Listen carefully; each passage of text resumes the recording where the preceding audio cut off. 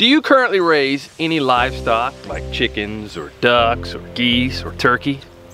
Or are you considering doing so? For many of us who have been raising livestock for some time now, one of the main reasons why we decided to raise animals is because we want to provide better and healthier foods for ourselves and for our families. Much of the animal products that we get from the grocery stores, most of them come from animal feedlots where the animals are in confined areas where they're sometimes not even able to see the light of day, nor able to forage and eat things like fresh grass as well as bugs.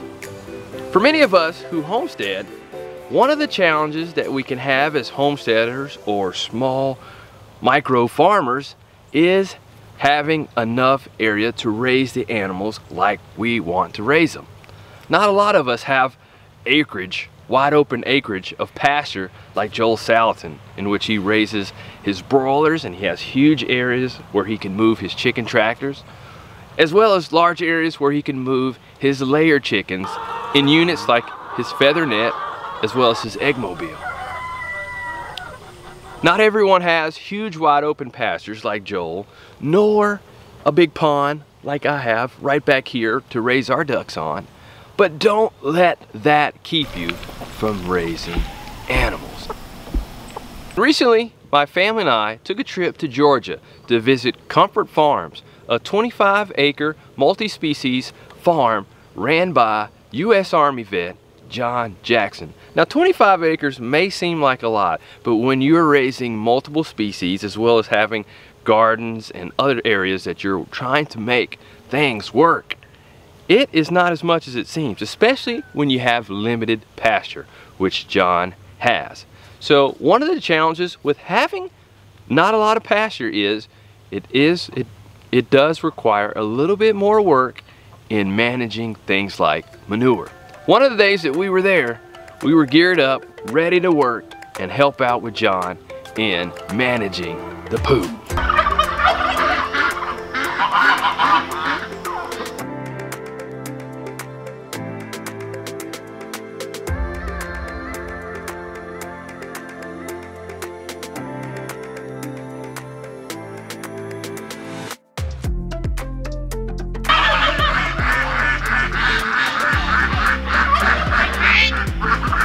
So I come to Comfort Farms and Jon gives me a crappy job, literally. We're working with crap here, but it's for a good purpose, right, Jon? Yes, it is. All this crap is going to making some good compost that will grow even more food, right? Yes. It'll pay off in the end. Trust me. This is where I wish you guys had smell-o-vision, where you can smell and get the real feel of what's going on here. But we're gonna get to work. We're gonna clean out this turkey pen here. Take out this, what you have in here? Just straw, grass, clippings? Yeah, straw. As bedding for them in there. But they put their manure and they mix it in there together. So all this goes to really good ingredients for making excellent compost. Michael, you were doing a great job, wasn't you? Yeah, man.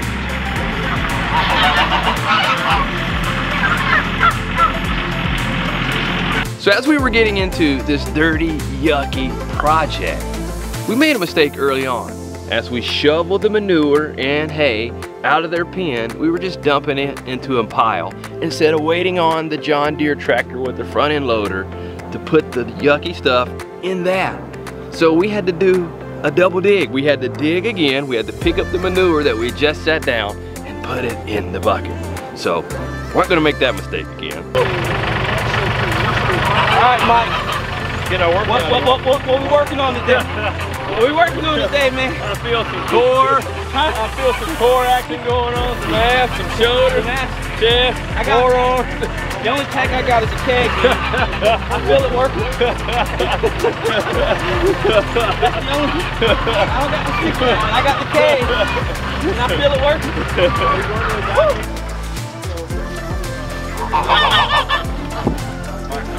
All right, so what we got going on here, we're experimenting with trying to do compost on a larger scale. instead of just 3 cubic square feet.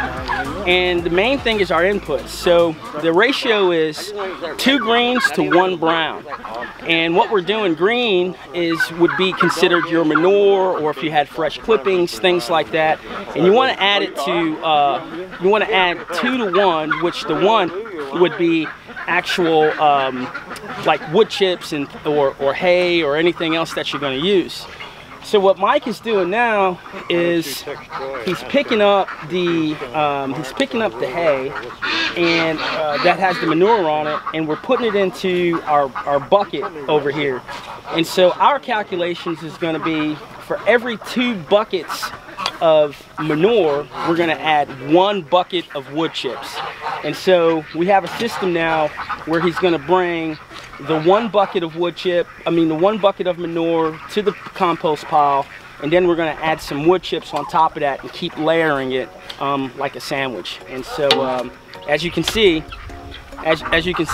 what he's doing, he's just filling it up, getting a good workout in. Definitely getting a good workout in.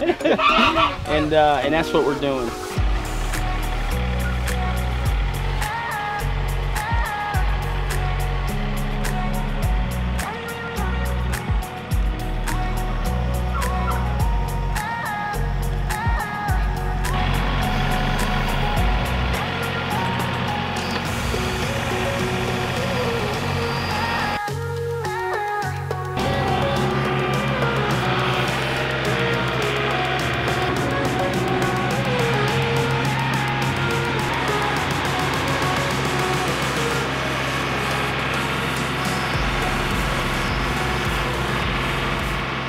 As I mentioned earlier, I'm pretty hands-on, and so is the rest of my family.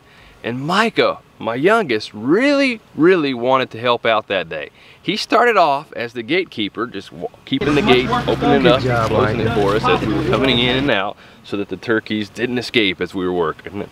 So he decided he didn't want that job anymore. He really wanted to be more hands-on and help with shoveling out the manure. So I let him.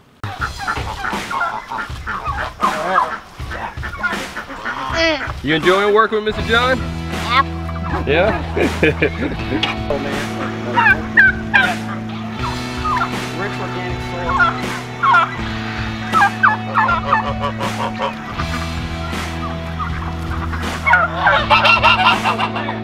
Challenges. Lacie, Mike. Challenges. Stop. After we got all the manure out of the pen, next came time to herd the animals into the main pasture that Jon has and is trying to better manage and care for, and that he allows these animals to have access to from time to time. We're gonna open this up and we're gonna push all these birds into here so we can clean out their pen. There we go. Yep. They can get some nice green veg. Yep. Alrighty. Come here, Micah.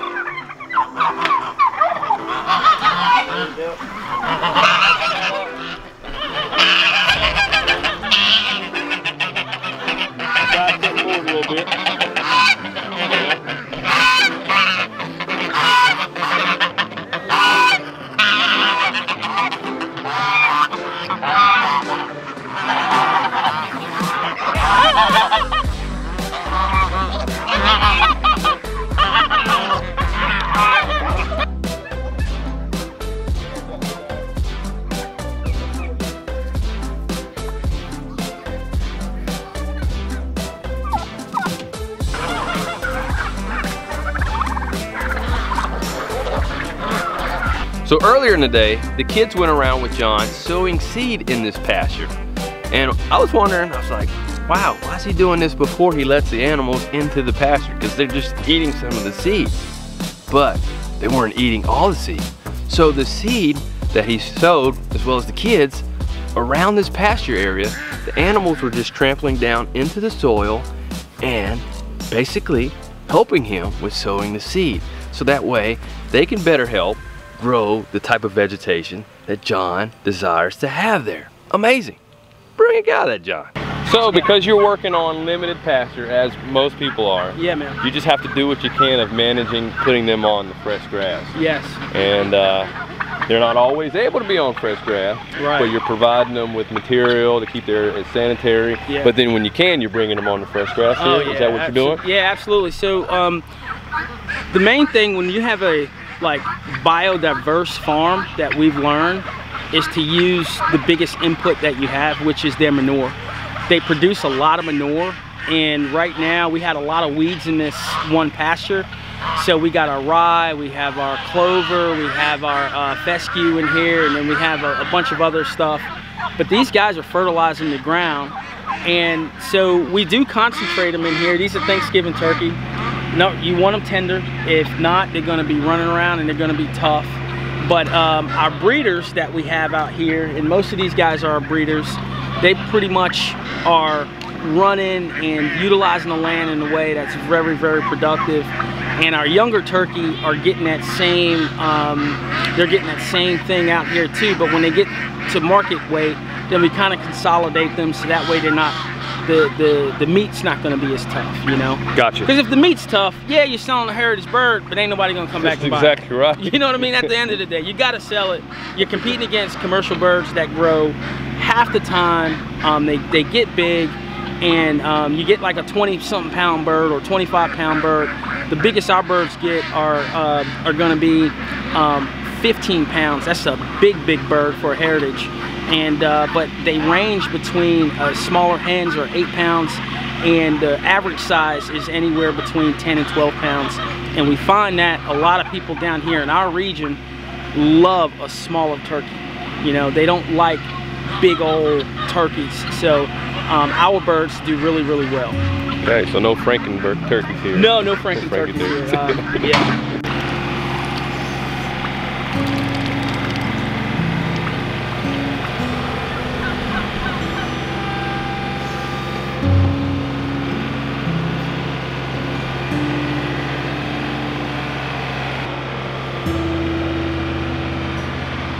So just looking around at Jon's farm, it's pretty impressive of what he and his team has been able to achieve in just 4 years. And Jon also shared with me some really good business tips associated with his farm. Right, if you put all your eggs into one basket, it's one of those things that if the market crashes or things don't go well, or your flock or your livestock die or whatever it is, what do you have is backup to help with the system. And so if you treat your farm like a mutual fund, you're gonna have a certain percentage in X, certain percentage in Y, certain percentage in Z. For us, we're heavy on pigs. Mm-hmm. Pork is king here. Mm-hmm. We're able to make a good return on our pork investment. And so what I've allowed, like four years ago, what I was able to do was, I said, I'm not gonna expand unless my pork project expands everything else. So I wanted to get in ducks, I wanted to get in turkey. I let the pork project do good where I could have the money to do everything else. Instead of just going ahead and buying all this stuff, not having a market for it, and then be stuck with, you know, trying to sell things cheaply, and that doesn't work. So everything we do is because we got a market for it. I really like the concept of setting things up as a mutual fund. What are some practical points or tips would you have for people to actually implement that?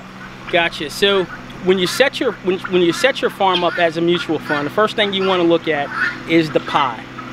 Go with your what you know, what's gonna pay the bills. Mm-hmm. You need something that's gonna be functional enough to pay the electric, to pay the feed costs, to pay utilities, to pay your insurance, to pay all those things. That is going to be your basis of your mutual fund. But you also need to focus on the reinvestment portion of that as well. So the reinvestment of that is that it needs to make enough to be able to reinvest in your project over the long haul. If you're not making enough for reinvestment, then it's not a good project. And the three things that I focus on for when I set my price is what it costs to raise the animal, which is going to be the feed costs. It's going to be the cost for what it costs for that animal to be on the ground. The second cost is going to be my time, my personal time, or if I have to hire somebody, what does that cost at an hourly rate? The third cost is going to be the reinvestment cost. Most people do 1 and 2, they forget 3, they're out of business in 3 to 5 years because they didn't make enough money on their thing for reinvestment. And the biggest issue that we have is that a lot of people are pushing and forcing a market that doesn't exist, which is fine, but you need to be able to sell things with those 3 areas in mind, because if you're not making your investment on your return, then you're going to be out of business. So that might be in your area, you might be able to sell a root vegetable, you know, and make that third, and you can grow it and expand it to the point where it's taking care of everything that's going to pay for future investments in your farm. You might be in a place where you realize that turkeys and chickens and ducks, you know, are going to give you that affordability, or it could be sheep and goats. Whatever it is, you got to be able to reap the benefits of future investments in the pricing of that, because if you don't, like I said, you're not going to last 5 years. Yeah. We're the only profession where the USDA says you're still a beginner under 10 years. Yeah. Only profession. That's exactly Only right. profession. You ain't gonna make it to 5 if you're doing something wrong. Exactly right. You definitely ain't gonna make it to 10. Yeah. You know what I'm saying? Totally. So it's a man, and only that's why only the 1% of the population are doing this job, partly because we're all crazy, you know, because nobody else would want those odds. Yeah, yeah, that's right. But one of the things I appreciate about you, Mike, like I said, you know, you've been my hero from a really long time, man, and I learned so much from you. It's like without videos like this, and you know, the attention that us small scale farmers are paying attention to, we would not have the resources to think and to do things. You know, I'm not going to do, I don't expect people to do everything that I'm doing, but I do expect them to get ideas so that way they can implement into their own space. Exactly right. Thank you so much for that, John. Yeah, man. Totally know what you mean. That you don't have to follow everything that John or I or Joel or anybody else does that's on these videos, but just take an aspect, just take a small part of it and apply it in a way that works for you.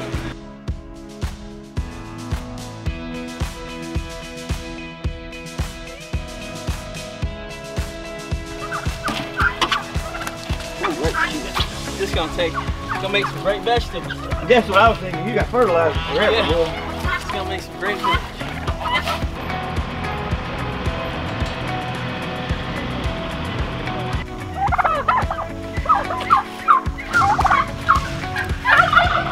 And the last part of this project was spreading out hay in these pens that we just cleaned.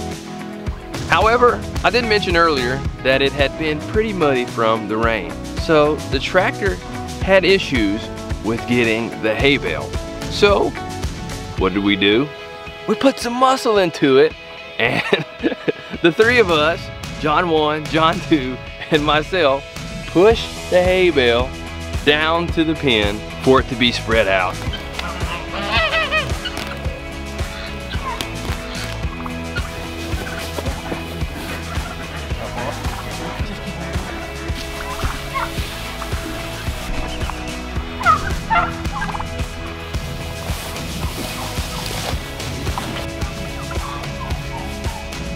And then once all the hay was spread, then came time to bring the turkeys, the geese, and the ducks back into the pen.